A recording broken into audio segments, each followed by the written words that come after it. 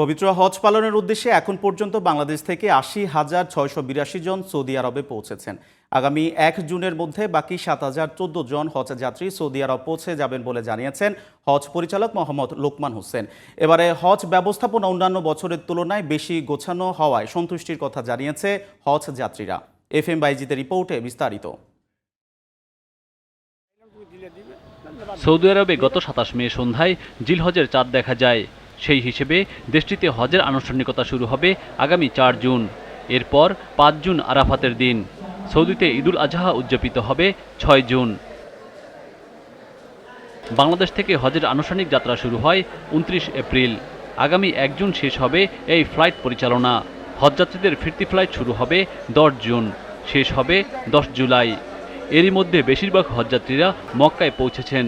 বাকি যারা আছেন তাদের জন্য সব ধরনের ব্যবস্থা প্রস্তুত রয়েছে বলে জানিয়েছেন হজ পরিচালক লোকমান হোসেন।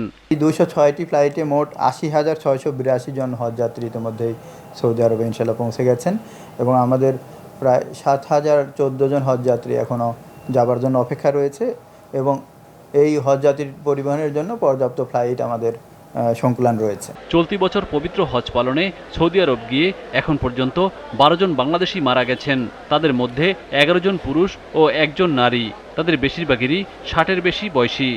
এর মধ্যে মক্কায় মারা গেছেন ৬ জন এবং মদিনায় ৬ জন। ইতিমধ্যে ১২ জন হজযাত্রী মারা গেছেন, যাদের অধিকাংশই আসলে ৬০ ঊর্ধ্ব এবং তাদের সবারই স্বাভাবিক প্রক্রিয়ায় মৃত্যু হয়েছে। মৃত্যুর পরে তাদের পরিবারের সঙ্গে যোগাযোগ করে তাদের সম্মতি গ্রহণ করে আসলে তাদের দাফন সম্পন্ন হয়েছে। কোনো ধরনের ঝামেলা ছাড়া হজের উদ্দেশ্যে রওনা করতে পারছেন বলে খুশি মুসল্লিরা। সবার কাছে দোয়া চেয়েছেন তারা। আমি এবং আমার স্ত্রী যাচ্ছি, আমরা রাজশাহী থেকে এসেছি।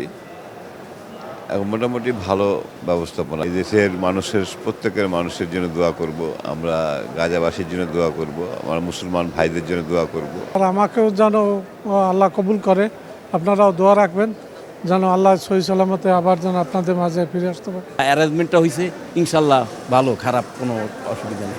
আমি দেশের জন্য এবং সবার জন্য, দেশের মানুষের জন্য, যারা মৃত ব্যক্তি তাদের সবার জন্য দোয়া করবো ইনশাল্লাহ।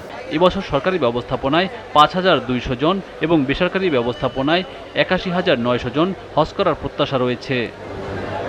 FM Baizid, GTV news, Dhaka.